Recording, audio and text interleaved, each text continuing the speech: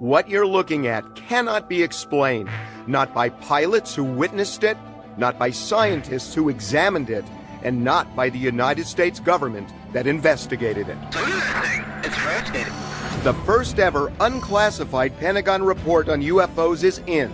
It doesn't crack the mystery. Still, it's a huge step forward.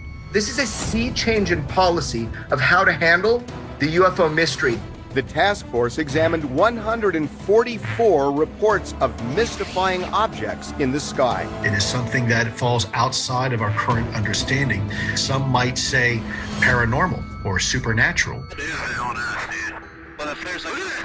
How does anybody survive the crushing forces that would be generated by that kind of acceleration? The videos chronicled in the Pentagon report and witnessed by pilots are mind-bending. I'm absolutely open to this being something from another star system. Or they've always lived here. Tonight, never-before-seen video shot from a military ship. They don't really know if these are occupied, they don't know how they are propelling, they don't know where they took off from, and they don't know where they landed. But is the Pentagon report part of an ongoing cover-up? The radar data mysteriously disappeared. Not only that, but the deck logs mysteriously disappeared. And the cost to those who dared to speak out. The personal professional toll has been severe. TMZ investigates UFOs, the Pentagon proof. UFOs, unidentified flying objects, have been the subject of intrigue, mockery, and even fear for decades. From the ridiculous, I warned you that these earthlings are dangerous, to the alarming. Oh my gosh, dude. Wow, look at him fly.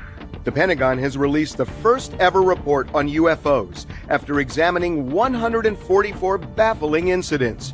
It comes a year after releasing 3 videos which it acknowledges are unidentified aerial phenomena. Some incidents include videos showing objects that defy human technology. What we're seeing are objects descending from 80,000 feet or above, dropping down to sea level in less than a second and a half. Right. No sonic booms. They stop on a dime. There's no wings, there's no propellers, there's no jet engine, there's no exhaust. How would you control the direction? How would you navigate? How is this thing propelled? It's incredible. It's bizarre. The Pentagon report says there are 5 possible origins: U.S. technology, technology from a foreign adversary, natural atmospheric phenomena, airborne clutter, and other. The report says some of the objects could be American-made, but that means some just aren't. If the United States government doesn't know if it's their own technology, we have a bigger problem. If we had mastery of this technology, oh, you would see it. We don't make weapons we don't use. It's just a fact. They left that door cracked open as kind of a Hail Mary, but I'm certain at this point that, and so are many other people, that this is not our technology. We know they're not ours. We know it. We know damn good and well we didn't build those things. They're from somewhere else. And the people inside the Pentagon know that. As for foreign adversaries launching these objects, it's frankly hard to believe. We know these things have been in and around our skies at least since the early 50s, doing exactly the same type of things that they're doing today. Lou Elizondo, a former Pentagon counterintelligence official, says it's outlandish to believe any foreign power on Earth has the technology. For us to think that there was some sort of foreign adversary country right on the heels of World War II that somehow managed to evolve technologically 1,000 years ahead of the United States, and for the last 70 years, it's been the best kept secret despite the billions of dollars we put into our intelligence community, doesn't make sense. Countries like China, who are stealing billions of dollars worth of our technology every year, do you think that they would be doing that if they already had this technology 70 years ago? We can easily figure out whether they belong to other nations. Avi Loeb is a Harvard science professor. We know what technologies other nations have. We can see the same technologies incorporated in other ways, or we can spy on other nations. So whatever humans can produce, we pretty much know. And if these objects behave in a way that cannot be produced by the current technologies that we possess, then another interpretation is needed. I have no idea what it is, but I think we should figure it out.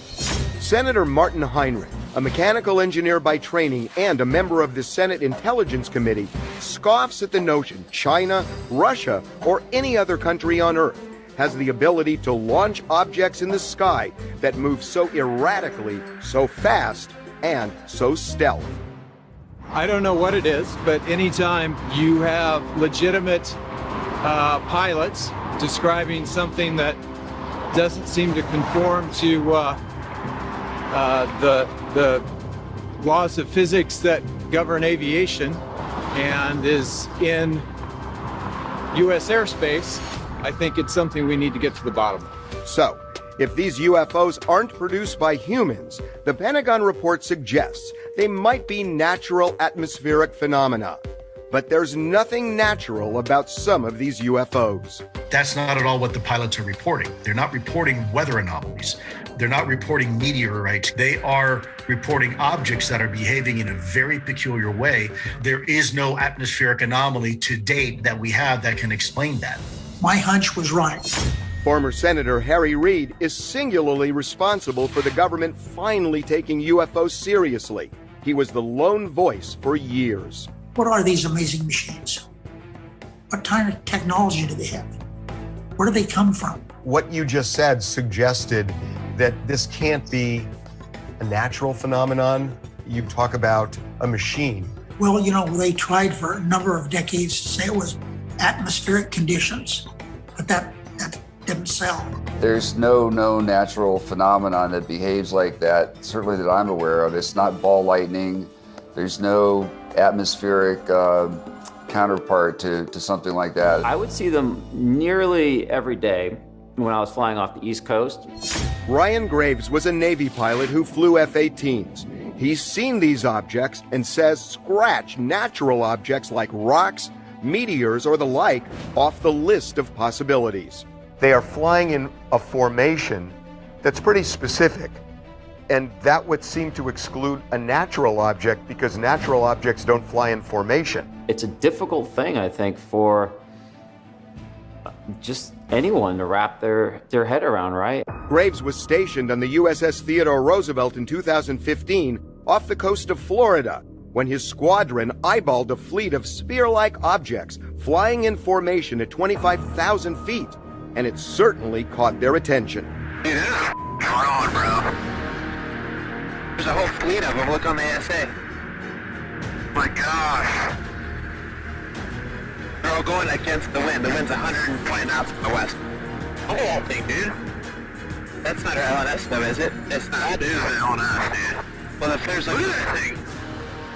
It's rotating.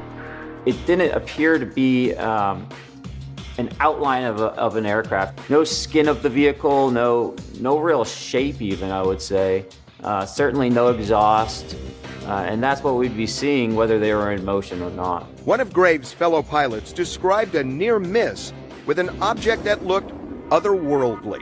They said, I don't know how to explain this, but it looked like a dark colored cube inside a sphere, where the corners of the cube were touching the inside of that sphere. And he's like, I have no idea what that thing is, but we almost hit it. There's another incident that has befuddled pilots, scientists, Pentagon officials, and others. The so-called Tic Tac video recorded in 2004 on the USS Nimitz off the coast of San Diego, captured on a highly sophisticated surveillance device. The Tic Tac case is the best, clearest example of a vehicle that's doing something that nobody that I have met or spoken with has a plausible explanation for. Christopher Mellon is the former Deputy Assistant Secretary of Defense for Intelligence. The Tic Tac descending in a matter of seconds from essentially 80,000 feet to sea level, and then hovering, and then instantaneously accelerating to hypersonic speeds. That's physics that we don't understand. How does anybody survive? How does the vehicle itself survive the crushing forces that would be generated by that kind of acceleration? That is 10, 50 times beyond the tolerance of anything we've ever built in terms of being able to withstand the forces that would be subjected to, that vehicle. So then the report says possible airborne clutter. Birds, balloons, even plastic bags might account for some of these UFOs.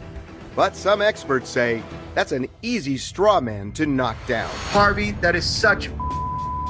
But what we're talking about are machines of high performance that are flying with impunity, even within our restricted airspaces, including nuclear. These things are being seen going against the prevailing wind, being able to do things that balloons simply don't do. And again, birds don't fly at supersonic speeds. So the question, if some of these UFOs are not American-made, not from a foreign power, not natural phenomena or clutter, the only thing left is other. It is something that falls outside of our current understanding. Some might say paranormal or supernatural. It's simply something beyond our current understanding. Everything in science is paranormal or supernatural until it becomes normal. What is other? I don't know. We don't know. Look, we might have vehicles from other star systems that are visiting Earth. We can't take that off the table. So what could it be? Something completely and totally different, something paradigm changing. This could be something from outer space. Do you believe there is a civilization out there? Oh, definitely. If we shut off the curtains on our windows and do not search for neighbors, it doesn't say anything about whether neighbors exist or not. They may be out there and they may be smarter than we are. We are just maintaining our ignorance. The Pentagon report never even suggested the possibility these objects came from a place other than Earth. In other words, aliens.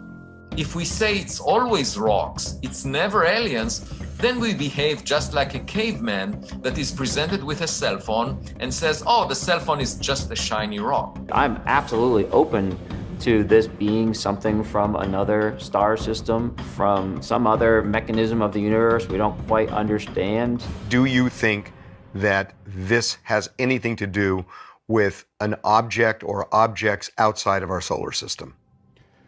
It's one of the possibilities you have to consider. Give me a second one. That they live here, that they've always lived here. Meaning?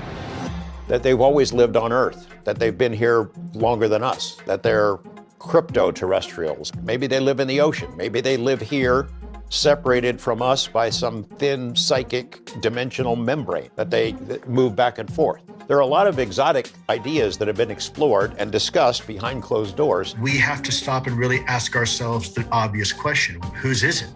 Who does it belong to? Where is it from? And finally, why is it here? Coming up. What was splashed? Mark bearing and range. They're breaking the sound barrier without a sonic boom. You're talking about a method of propulsion that we don't have. They outperform, outmaneuver, outpace our greatest military assets. Plus, never before seen video of UFOs flying in formation above a fleet of military ships. Right now, the Pentagon spokesperson who's authorized to talk about this does not know that this video exists. But she will by the time you air this.